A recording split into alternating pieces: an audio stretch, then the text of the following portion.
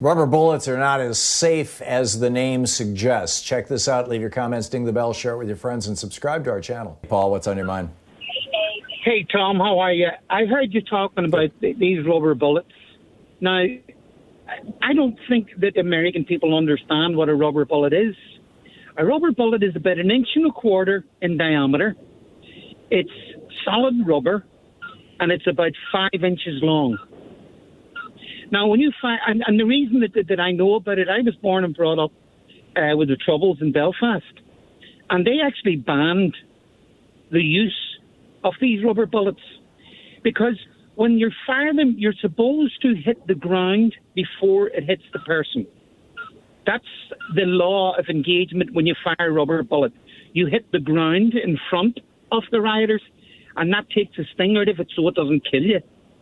But, I mean, there was a young girl, 9 years of age, coming from the shop from our mother's centre.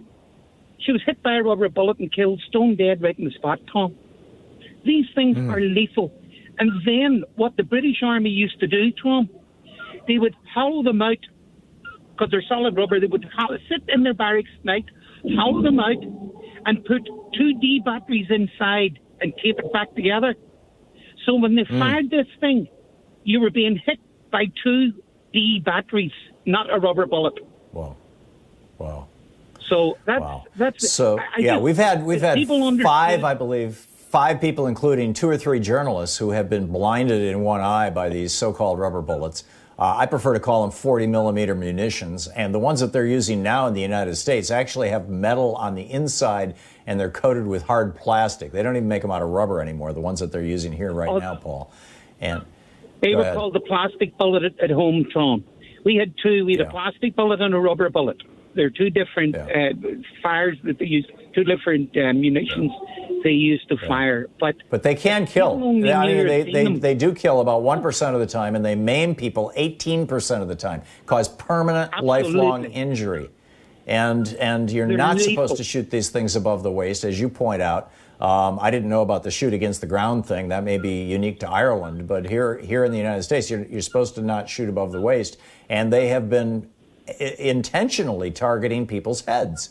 I mean, it's just all over the place. It's like absolutely, Tom. And if American people really, really, honestly knew what the damage these things can do and the size of them, I just think they might help them understand the lethalness of these things. Yeah, amazing. Paul, thank you for the call. Yeah, good talk. I'm sorry, Paul. There's a slight delay there, and I missed that you were going to say something else to me. My apologies. John in Portland, Oregon. Hey, John, you were at the protest? Yeah, Tom, I sure was.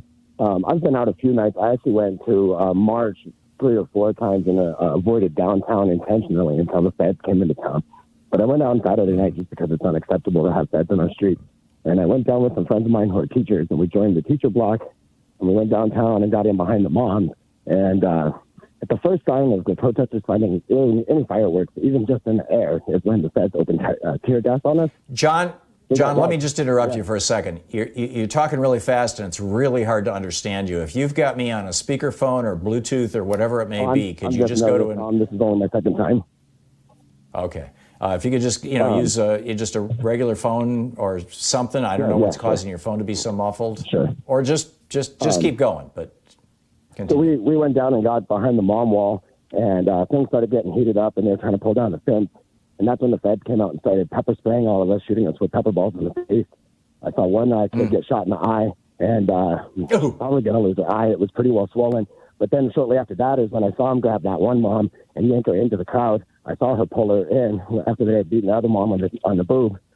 And then they flanked us from 3 sides and drove us down to the 7-Eleven, which is about 4 or 5 blocks away from us there, firing tear gas canisters there at us. They shot out a back window of one of the cars, and it incinerated the back seat, caught it on fire. Fortunately, one of the medics put the fire out. But it was just brutal down there. There's no reason for them to be using CS gas in the streets that way. You can't breathe when you get down in the area. Wow. So you saw this woman who got this woman who was sexually assaulted by one of these stormtroopers. You saw her being dragged out of the line.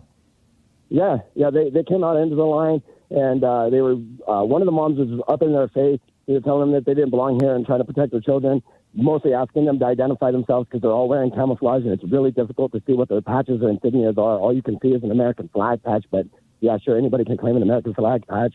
At one point later in the evening, I walked up to one of the officers to try and look at his patch, and one of the other officers grabbed me by the chest and tried to pull me behind the line. Fortunately, a half a dozen protesters grabbed a hold of me and pulled me back into the crowd of protests to prevent me from getting pulled into the federal building. Wow. And it's amazing. Yeah. John, thank you for the call. Thanks for sharing your story. Security and ICE. Say that again? All I can make out on the uniforms is DHS or ICE. I see. Yeah. I think that what's going on here is that Customs and Border Patrol has since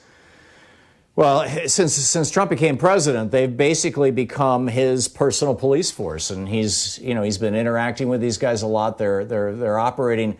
They themselves, some of their members of themselves have in the past talked to the media about basically being an independent paramilitary, separate from supervision by the Department of Homeland Security. It's become his goon squad. He's developing his own personal police department, or his own personal stormtroopers, shock troopers, and that's what you guys are confronting, John. And this is not different. The Feds did.